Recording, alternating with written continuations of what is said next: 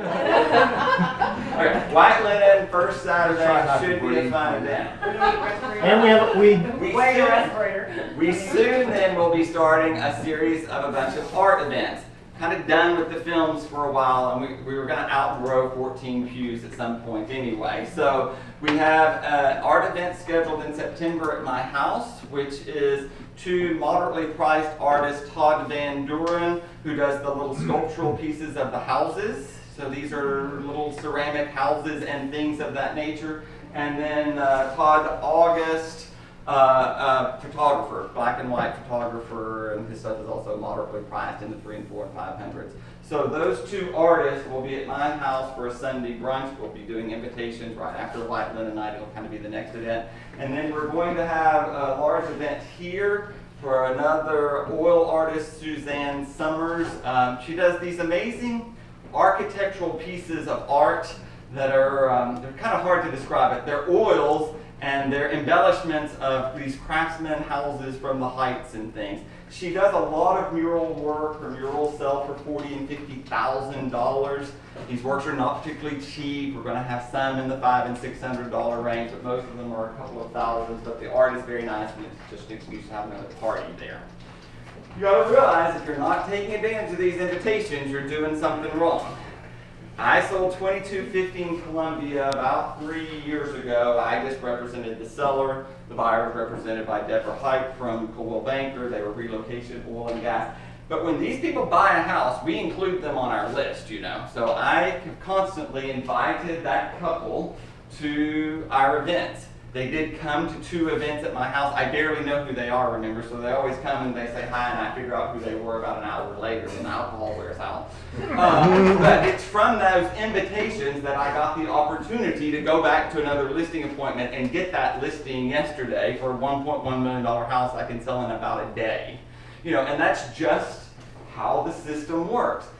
Taking advantage of the mail outs and the events that we have at Boulevard Realty to stay in their mailbox and stay in their inbox of their emails so that we can get, you know, an opportunity to try and get them some pitch later. So those events are coming up. The Suzanne Summers one is going to be approximately when? It is, let me just tell you, it is October the 15th, Wednesday, October the 15th here. We're then going to have a fall festival. We're going to do the little dog and pony show with chickens and horses and things out in the yard here. We'll close the parking lot and we'll have a fall festival for children with face painting and balloons and scarecrows and that sort of thing. That'll be on a Saturday. We'll do another art opening in November for Patrick Palmer back at my house or whatever. We have a holiday party booked. We have a series of events coming up that I think will be a lot of fun there. Do you have like a master list of that? Just Pardon me? tentative, do you have a tentative master list of those things? I do. We can send out, Eric, we can send out this list later today. Because they're booked. Did you maybe post that on the back page on the We can. calendar so you can reference that too? Put it on that email, all those dates. We're going holiday parties already on there. Want to talk about marketing for just a moment while we're here. I don't think we've had a great meeting or whatever, an explanation, since Aaron had a personal issue or whatever, and he's out for about a month or so. And it did cause some stress over here with Aaron being gone and Julie out of town and Morgan was on vacation last week or whatever. But that's why we created marketing@yourblbb.com so that you can put your email request for any flyers or things into that deal. I'm copied on those deals so I can see into the template when did you make your request. I think we have to set a reasonable expectation. We would like to be able to get your flyer out within about a day, but I'm not going to promise you a day. I'm going to promise you within 2 days. Within 2 days, I think we can kick out a flyer. It's not reasonable for you to ask for a flyer at 5 o'clock on Friday and then expect to have it at 6 o'clock on Friday. It's not reasonable. The people don't work after 5 o'clock, right? They're in traffic driving home just like what you are. So most of our listing and things you know you're going to get on Tuesday, Wednesday, and Thursday. You got to give us a little time, if you would. I think a day, 24 hours, is perfectly reasonable to kick out a flyer. And that's kind of our objective. I don't think we're behind at the moment. We might have been behind or whatever. So flyers, I think we can kick out in about a day. If you're doing something else, a mail out or something, an advertisement in the West U back to school flyer or whatever, I mean, it may take us a little more time because A, we don't have a template for that. B, they've got to do it. C, they got to send it to me for me to kind of get an approval also before they send it back for you to make your changes, and then they have to go make those changes. So it's going to take 2 days. Now, let's be realistic too. I know we try and make it easier. If you worked at Martha Turner, you got to get those things 3 weeks in advance. That's what it takes you to get your flyer and your advertisement placed over there in the Chronicle or something. So we're pretty reasonable saying we need a day or two over here to get the work done. Erin will be back, and it will get easier when Erin's back over it. Until then, Morgan is doing a fantastic Yes, job. yes, Thank you, he Morgan. sure is. Tony and Selena and Joe are filling into those sort of deals also, and I think we're kicking them out much more reasonable. There are templates for these open house deals or whatever. And sometimes I get these requests, I get them all the time. My listing is expensive, I'd like to do a beige logo. And the answer is no, we're not going to do that. I've spent hundreds of thousands of dollars on this logo and these signs and the advertisements that I've already placed. Coca-Cola does not place an ad with a purple Coca-Cola ad, okay? They don't do that. And what one person thinks is an expensive house, $300,000 is not an expensive house for us to create a different template. I have spent a lot of money, time, and effort to make sure that we don't have levels of service, that the $2 million house gets the same level of service that the $99,000 house gets, whatever. And I'm not willing to set some threshold that say, Boulevard distinctive property is going to get something, and Boulevard shit properties are going to get another. Not willing to do that. They're all going to get the same level of service, the same level of expertise, the same logo, and that sort of thing. Doesn't mean that we couldn't do a more elaborate flyer for something that's on, you know, a 3-acre estate over there in Memorial. We can do something if that's what the sellers want to do. But you know, most of these listings at 300. I have the majority of the high-end listings, and my $1.3 million listings get the same flyer that the White Oak condos for $149,000 get. They work just fine. Because people don't need those stupid flyers. They have the information right here in their hip pocket. I mean, this is how they're finding houses anyway. The flyer's about putting your little face on there and your picture in there in the back of their car so that when they get their groceries out 4 days later, they can pull and see your face and your phone number, so they might call and see, is that house still on the market or not? They're not buying a house from the flyer. You're branding yourself to these people. That's the most important thing of what's going on over there. So I'm just throwing that out there. If you want something special, A, try and go through marketing at yourbld.com so that we can kind of see what's going on. 2, if you have changes, Morgan's not a licensed agent. He's not playing on HAR every day over here. He doesn't know if you changed the price or lowered it $20,000. He's smart enough to check the MLS, and we've re-emphasized that. But if you had a change, or you'd like to focus on the backyard swimming pool as the front cover, all you got to do is say, could you please print me 25 copies of the deal? Please make a note of the $20,000 price change. Could you please enlarge the backyard? It's not that hard. I don't think that's hard at all. And then they're happy to do all that sort of thing. So if you'll kind of work with us on that, I think we'll get even better organized once Erin is back.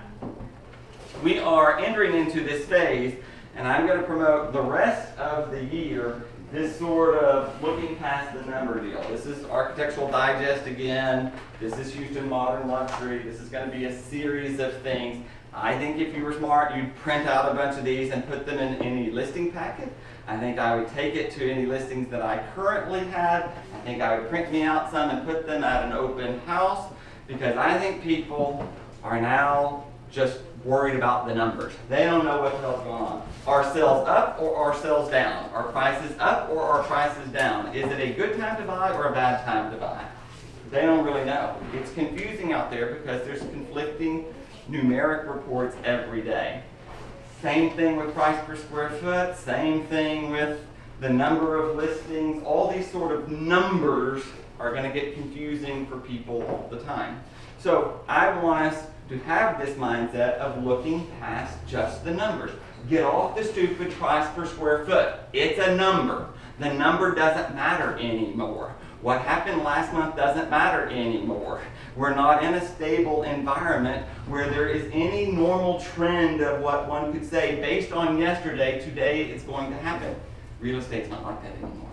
Get off it. It doesn't matter. Only matters what today is happening and what is reasonably going to happen tomorrow. That's really what's going to determine. If you're on a listing appointment today and there's no houses for sale at White Oak, and you want White Oak condominiums, and the last one sold for 160, and this person wants 175, you might get it. I don't know if you're going to get it or not. Probably not going to appraise. Don't worry about that situation. If 5 more units come on the market before we get on the MLS, your market just changed completely, right? It's not just this science anymore. You got to get off the price per square foot, because if I'm paying $875,000 to tear down a house on Devon Street to build a new one, then the one on Ivanhoe that's $889,000, well, yes, maybe it is $750 a square foot, because I don't care about that square footage, because I'm scraping that one down and putting up 5,000 new square feet.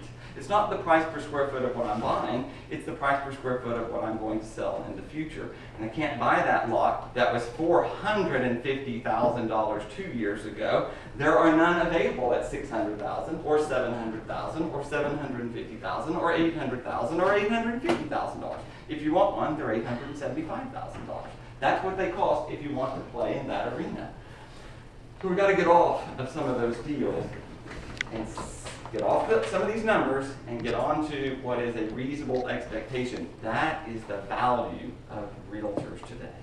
To not just be able, and believe me, I go on plenty of listing appointments lately, and all these people want to look at these statistics, and the other realtors have given those statistics. And I can sit there and talk to any normal seller and say, get off this comp, get off of these numbers, and let's look at the market in general, because that's what's going to determine what happens in life. Okay, so it's a message I want to send. I think it's a pretty good message. Along that, I am trying to promote more of, Kirby office, more industrial, more neighborhoods that we maybe don't have a strong hold in that we have here in the Heights or whatever. So, I'm happy to discuss any of that, but I think it's a good sort of little message going out there.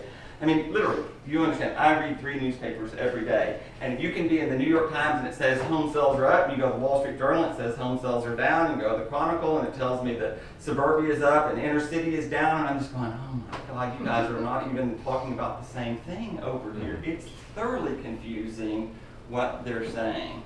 You've got to look past the headline.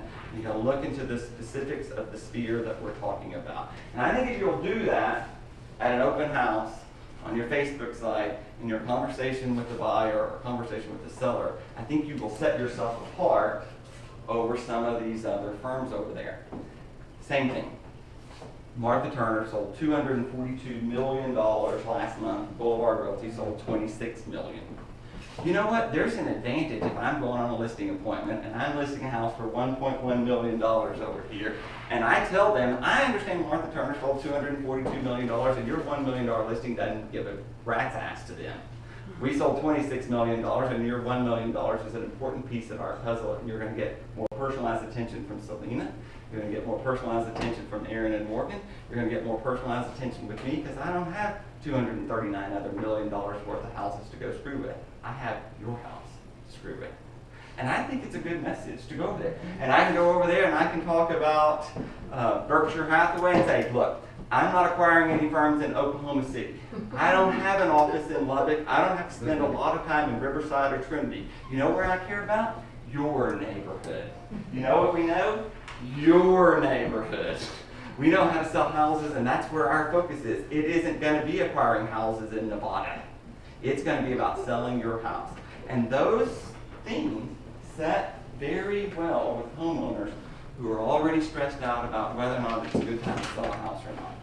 And I think you just got to be more direct with them. I know I might have more level of confidence than you do, and I'm happy to go with you. I'm happy to train with you about how to do it. But we've been more successful in the last month with those sort of approaches than we had with anything else lately. So I throw them out there because I think they're important. Any questions about that? Good thing. Okay, we're going to have a break before this meeting because I don't want to go too long and then you'd be too long in the meeting. But I wanted to just talk about the city and some development. Arturo thinks I need to give a traffic study, but I'm not willing or knowledgeable to talk to you about traffic. But I do want you to know about things that are going on that I think are going to impact us today, this winter. Tony, Across the feet, yeah, I did. come get us on.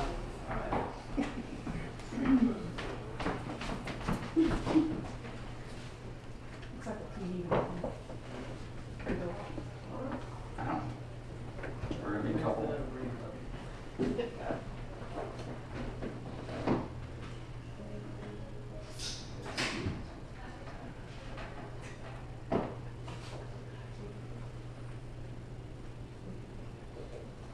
We all know Lauren's password now. Yeah. Think she's got a bunch of porn up there? Okay. Here is I-10 and the Heights section up here. Here's downtown. Here's Westview here.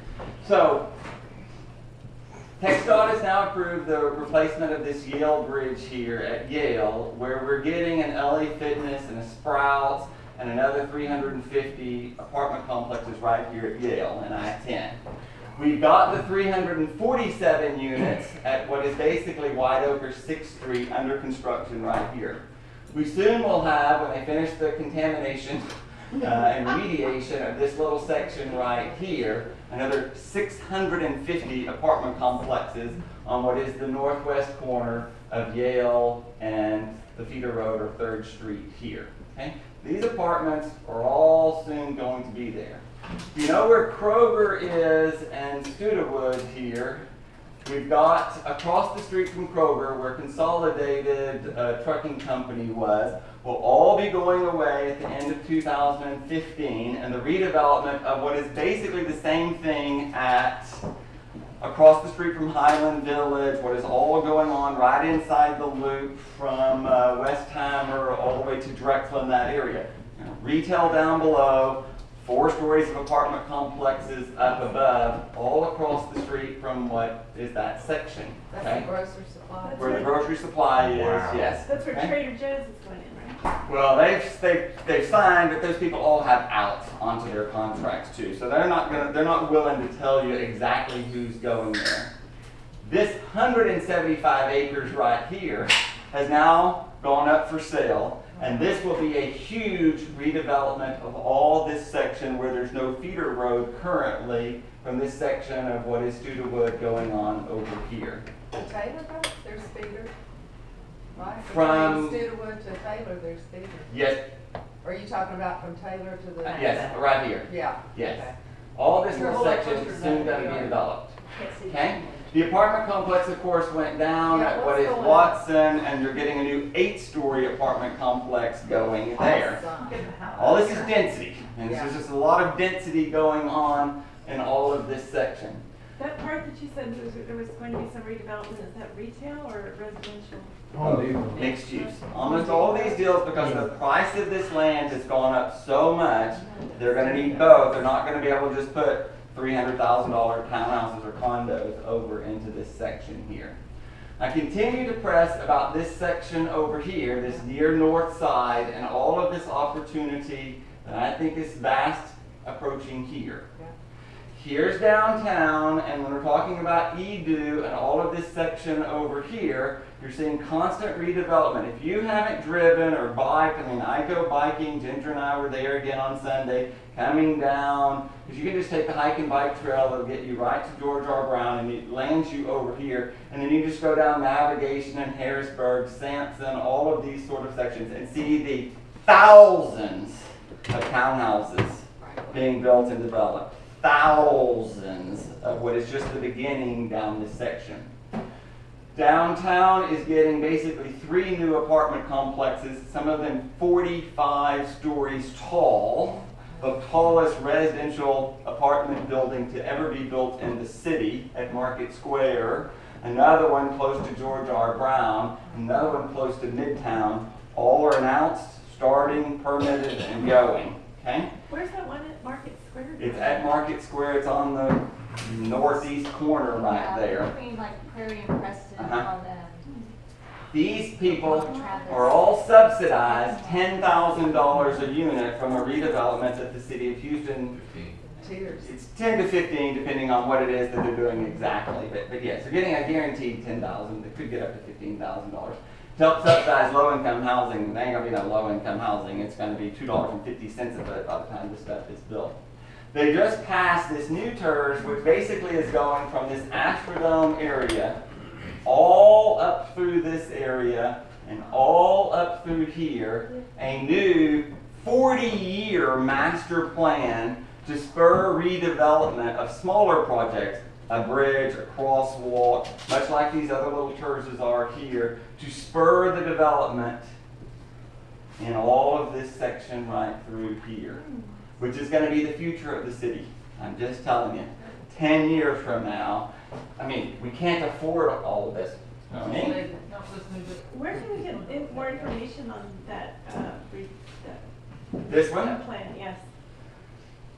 I can give it to you. I'll email it to you. I'll email it to you. They have a board now. They have redevelopment. It's really the subsidized project between the city is only paying 5%, the county's paying 95%.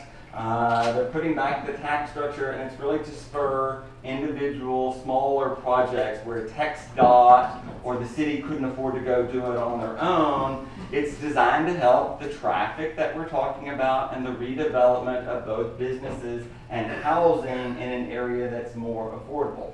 I mentioned again at Detropia, I mean, these bungalows right here are still $10,000. There's lots for $5,000. Land is basically on the tax records at $1 a foot, not $87 a foot, $1 a foot. Someone's going to buy it $1 and sell it $2. Someone's going to buy it $2 and sell it $5, and someone's going to buy it $5 and sell it $10. Okay, that's how it works. And we need the Frank Lou's of the world, we need David Weekley's of the world to go and acquire a bunch of this property, which they are, slowly but surely.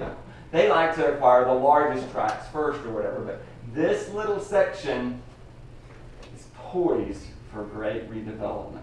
Young artists, young people, teachers, people who are urban pioneers who used to come over here to the Heights and then Sunset Heights and this section are going to have to come over here and play because they're not going to be able to afford to go. Same with these sections over here. I mean, it's fairly rough over there. I mean, you're going to need a Doberman Pinscher in your yard when you're not there, which they all have for a reason.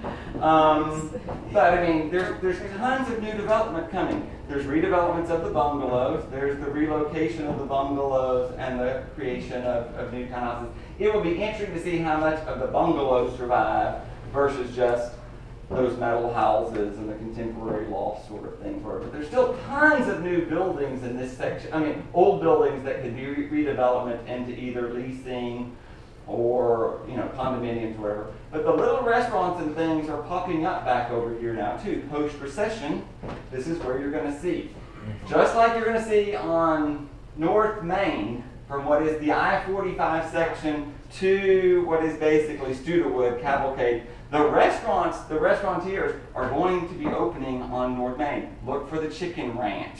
That's a new restaurant coming. It's coming over there into this section of North Main, which is not typically a place a great restaurant like Underbelly or Oxnard would have gone to. Now this is where they're going, which will stimulate more growth into the Brooksmith area and all of these sections right across from it over here. So Bill, do you know anything about the 5 Points area at North Main, Studewood, and 20th? Is there, what's going on with that old Blockbuster? And A restaurant is going to announce that they're going to the old Eckerd site very Eckerd's? shortly. Okay? A restaurant? Okay. Well, the Eckerds had been paying $10,000 a month for rent for the last 11 years while they hadn't been there. Okay, so there hadn't been any reason for redevelopment. Okay. Now the lease is up, and they've been in active negotiations, and you're going to get a restaurant in that site. The Blockbuster is too small for a restaurant. You're going to get a smaller little venue going on What over about there. this craft development south On Cavalcade, there's gonna be like an ice house, there's cool things. Yeah, I'm telling you, Cavalcade in North Main. But you know where the print shop is Uh-huh. on the southwest Yeah. corner? Is anything? I don't know have you anything heard going anything right on it? there yet, It's but fully, it's fully stocked. He's not Yeah. going It's going anywhere. anywhere. all those little sections, and I don't want to just focus on the heights, are doing great. I mean, And let me what just tell about you. east of 45, what's that called? Okay. You can- Near north side here, Lindale, Yeah, Irvington, yeah. Fulton, all this little section is booming. You know, this is the section we were talking about a couple of weeks ago where they're trying to put in prevailing lot size to stop some of the townhouse development so that we'll have single family housing. And they're making good progress north of this section at Irvington and Fulton. Down here, you're still going to get infill of more density. All of these little industrial tracts here, you're going to get plenty of infill of new density over here. You're going to keep on going this direction. If a lot's $400,000 on Balin, and it's $275,000 over here, and it's $199,000 over here, and it's $150,000 here, and it's $20,000 over here, what do you think is going to happen? We're forced to go over here. This is where it's going to happen. I think a lot of it is going to be buy and hold sort of thing. What you'll see first is the acquisition of a $20,000 house. You put in $20,000 and you rent it for $650 to a teacher over here at Davis or something. That's what you're going to get. And then you're going to hold on to it for 5 years and see what happens and see if we can't flip that for $100,000. And then you're going to see the redevelopment of $250,000 houses and then $400,000 houses. But you're going to start seeing the constable programs, the crime, pay attention to the crime statistics of this section and this section over the next 2 years. Because what you're going to see is the city making a conscientious, this thing was crime-ridden where I live over here until you had neighborhood policing and you have guys on horseback and you have the guys on the bicycles. You got to push them out somewhere. Well, they just pushed them over here to Cross Timbers. Here, we're going to push these people further and further and further where they go to become Pasadena's problem and not the city of Houston's problem. Just kidding about that. But you're going to see the cleanup of these areas, I think, so that you see more. Here it's happening. You could say with total confidence, there's hardly, unless oil goes to $30 a barrel, this is a great opportunity to still buy at a reasonable price and be where you can see the 4th largest city in America and you can bike and walk to something that's worth going to. Okay? These sections down here we're already doing fine. You already have 2 rail. If you can- Yeah, these things are great. Just take the rail. We're still going to go on our little rail riding trip here sometime soon when I get that organized.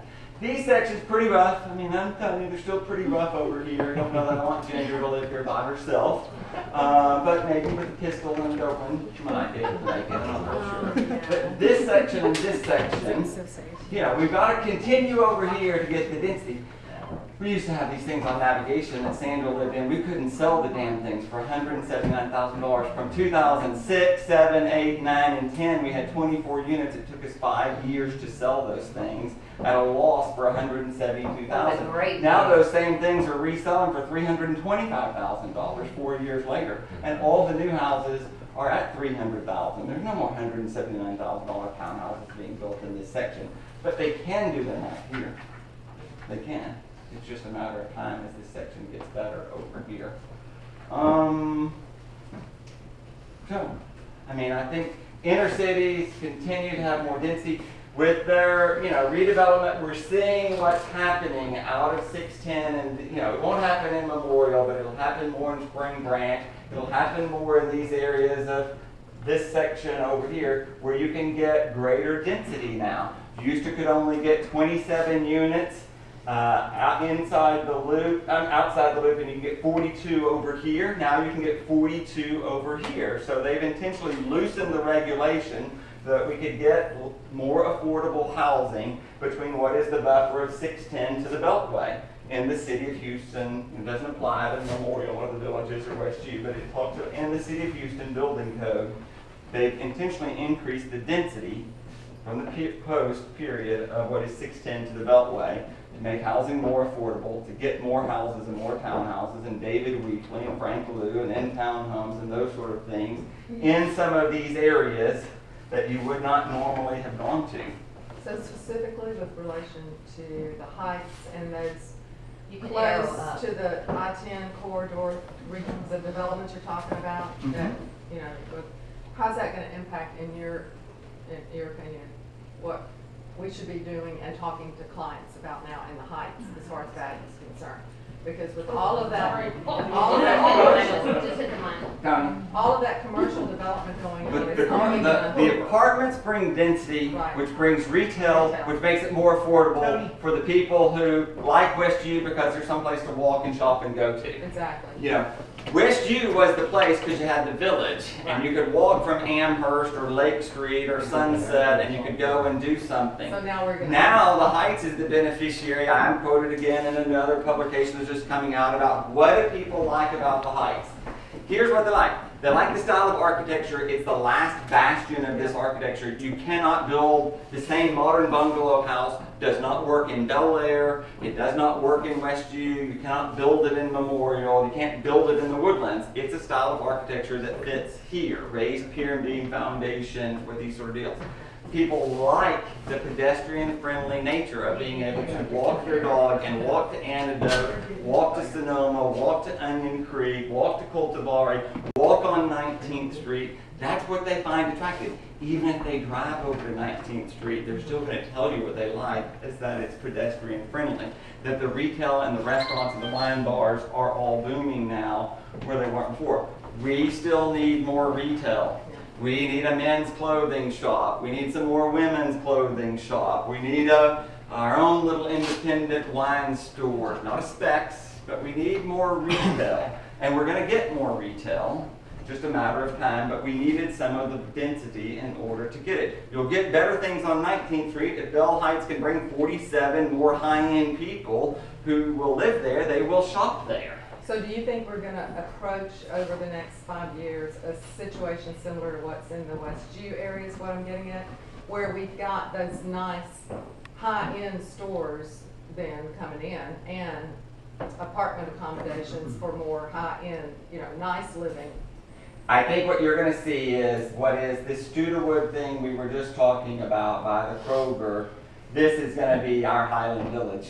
Okay? It was going to be our Highland Village right here. We had a damn recession, and so you get Walmart instead of Nordstrom's. Okay?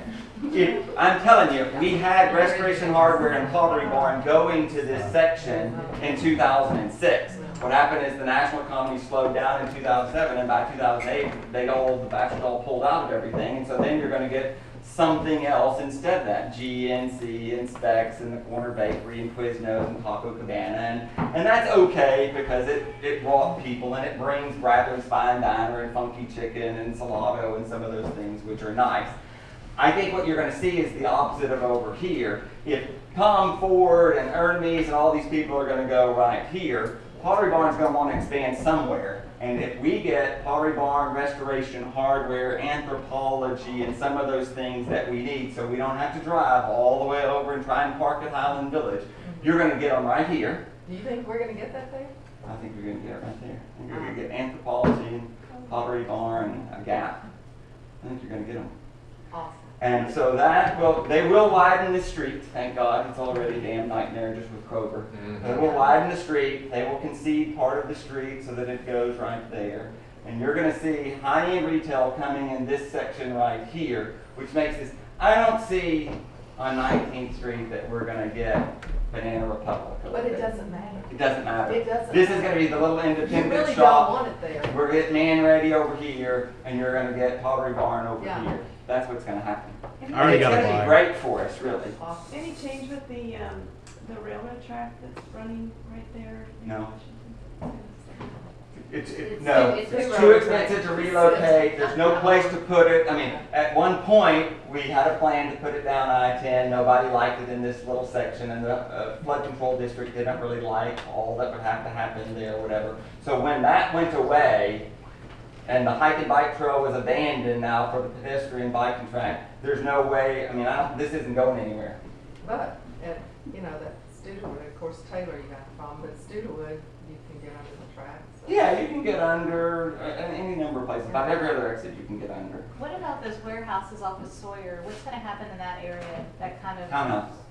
all townhouses? I think it's all gonna be townhouse. Frank owns a lot of it. It's all gonna be townhouse. I mean, you're gonna get the artist loft at Silver Street and Winter Street and Spring Street and some of those sort of things until such time Mhm. that they can be converted to condominiums or torn down and be high-end residential. Isn't there supposed to be like an Olive Garden or something going in somewhere around there? Have you heard There of might, that? yeah, no. Frank Deal does have the Riviana Food things. He's got Spring Street and Winter Street and Summer Street. He's got the Riviana Deal where the silos are under contract. They're going to try and do artist lofts there with the ability to convert them to residences later, which I think would be neat to live in an old grain silo or something myself. Who's that? Who does that? John Deal. He's redeveloped Winter Street, Summer Street, Spring Street, and all that sort of deal. If you ever take the bike trail through there, I mean, it's pretty interesting to see how all that works. It's, you know, Just be you're careful right down by there. the prison downtown. Yeah, Star of Hope, right there. The trail takes you right by the prison where the wives and kids are hanging out. We should do a bike trail thing in October. We will, I think we can. Not now. I think we can. So, I mean, that's really what I see happening for the Heights, is this section is retail. This is residential. This little section picks up with some restaurant spaces here. Shepherd picks up a little bit nicer stuff over here. I think you're gonna see some restaurants over in this section that you hadn't seen before. It's all Meanwhile, really density starting to look pushes good. this way, has nowhere to go over here. And it comes over here and you get the same thing going on. Sorry. What about the Buffalo Bayou? I saw there's a lot going on, a lot of new projects and You mean here? improvements. $40 million. If you haven't biked or walked through this little deal, this is a 5-mile jaunt here. This is $40 million. They're about 80% finished. They'll finish here by this fall or whatever. There's independent running trails, and then there's hiking bike trails or whatever, so it keeps the bikers off from killing the runners who aren't paying attention to what they're doing. This is stunningly gorgeous over here. Lost Lakes, and these little sections will be for like Miller Outdoor Theater. They'll be able to put on plays. You'll be able to put on little concerts. And they face somewhat of the parking problem. They can tie in to St. Thomas and the parking garage over here and try and get some density over here. Of course, you've got all this new development. This is new apartments right here on basically Dallas in this section. You've got another. They had a Highland Village type project planned here also, but it didn't work in the recession. Now they've got the apartments figured out. They're actually already leasing the apartments, and they're just now breaking ground on those there. Are you talking about the one that burned down? No, this is south of East of there. Marshall. Basically, Behind if the you're road. on Allen Parkway and you kick up or whatever. John and- Levy and Alan Yeah, Parker. that's right. Where, what was Claire's old restaurant called? The southern one? Oh, the Daily Review. The Daily Review, yeah, that's right. If you're going to the Daily Review, you can see right where it is. It used to be the Allen House Apartments. Well, yeah, Allen House is on the northern, this is over another block, lots. and the next block over. What is not the Ripcord, you've got Allen Park apartments, and you've got the Rincon, and then you've got basically that next 10, block. 11. Yeah, yeah. You go check out Buffalo There's gonna be a dog Park park in there too, that's really website cool. to see Yeah. the stuff that's Yeah. happening over You there. know, we don't have a minute to talk about the Allen Parkway stuff. Yeah, all of the that'd be more. great. Yeah. But I just want, I mean, this sort of thing is kind of exciting to see what's, you know, it's the first real collaborative effort between the city and county on working on these areas together to fix the smaller projects more rapidly, okay? So that they don't have to wait 10 years to fix an intersection. They can address it more quickly because now it's an independent deal and they've got the bulk of the money organized now. And so it will fix that sort of little section. And like I say, it's a huge area from the Astrodome all the way up kind of on this east side, off north and south McGregor, up, 59 and 288, into all of these sections here. It'll be exciting to kind of see what happens. It's a 40-year plan, which is a good plan because they're recognizing city has nowhere to go but into this area. Okay? Good Very stuff. nice. Interesting? Very good stuff. Yes, okay. What time is it? We're Okay, 10 minutes. Let's take a little break. These people, they're not here yet, right? Oh, we're here? Excellent. All right. Well, let's take a 5-minute break and start back again at 11.